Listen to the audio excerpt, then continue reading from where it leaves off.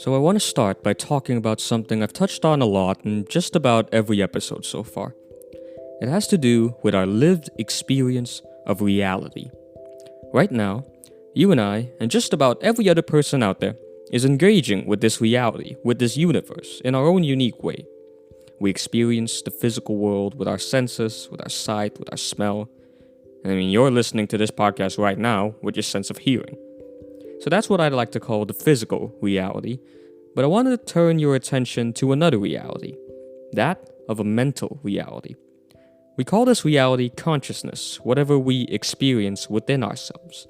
And our consciousness is our lived experience of our mental world. Here there are things like thoughts, feelings, emotions, and motivations. Now there's a lot of fun questions between these two realities, like how they're related, how our physical brain makes a mental consciousness, and maybe we'll get to that at some point. But the question I want us to think about right now is this. How well do you know yourself? How well do you know your own mental reality? Now here's a key difference between the physical world and our inner mental world.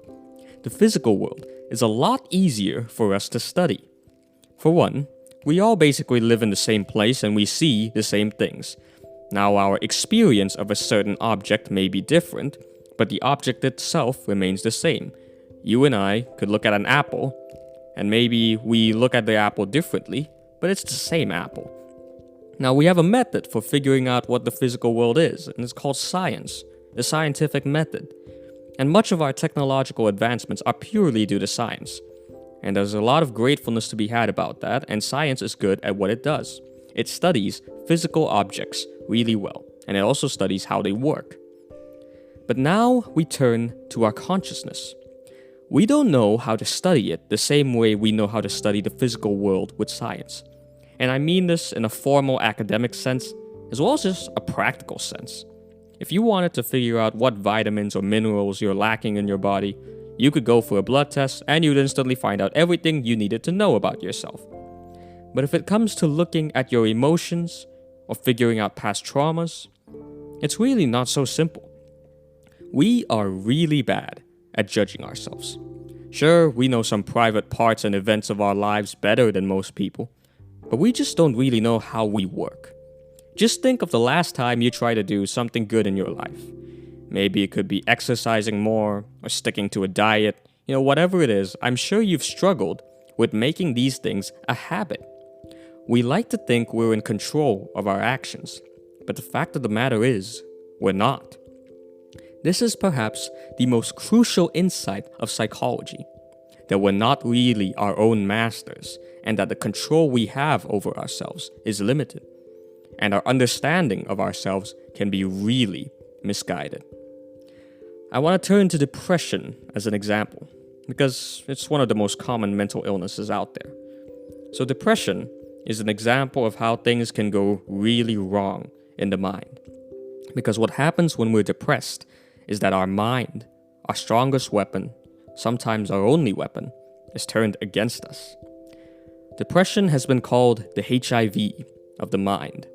And the way HIV works is that it targets our immune system, and it hides within the immune system, so that it goes undetected by our body as it spreads harm. And depression is much like that. Depression skews our view of reality, of both the physical reality and our mental reality. To quote Andrew Solomon's brilliant TED Talk, which is in the sources and something I highly recommend watching. You don't think in depression that you've put on a gray veil and are seeing the world through the haze of a bad mood. You think that the veil has been taken away, the veil of happiness, and that now you're seeing truly.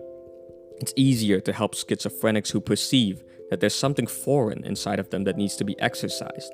But it's difficult with depressives because we believe we are seeing the truth. Depression hijacks the mind and makes it think things that it normally wouldn't.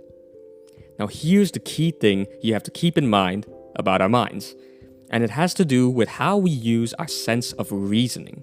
A lot of people think that most of their beliefs come from their own reasoning, when it's really the opposite.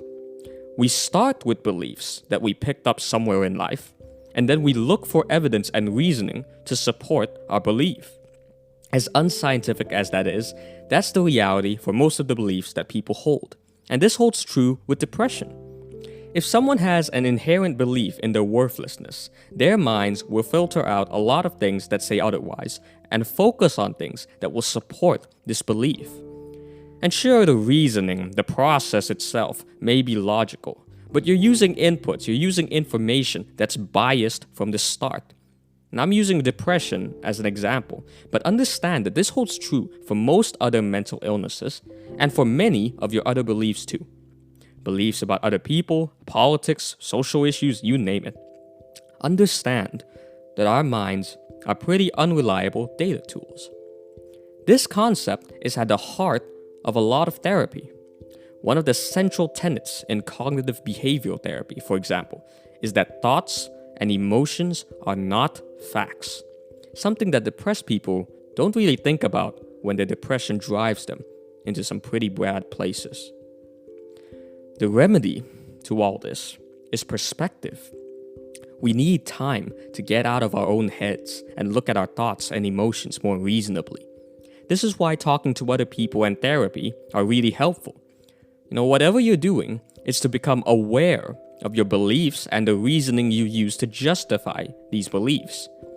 And once you step outside of your perspective, you get a better sense of where you really stand in life. And aside from therapy and other people, practices like mindfulness and journaling also give a good sense of perspective. Now, there's 3 things you can take away from this episode. First, that we're not completely in control of ourselves. Second, that our thoughts and emotions are not facts.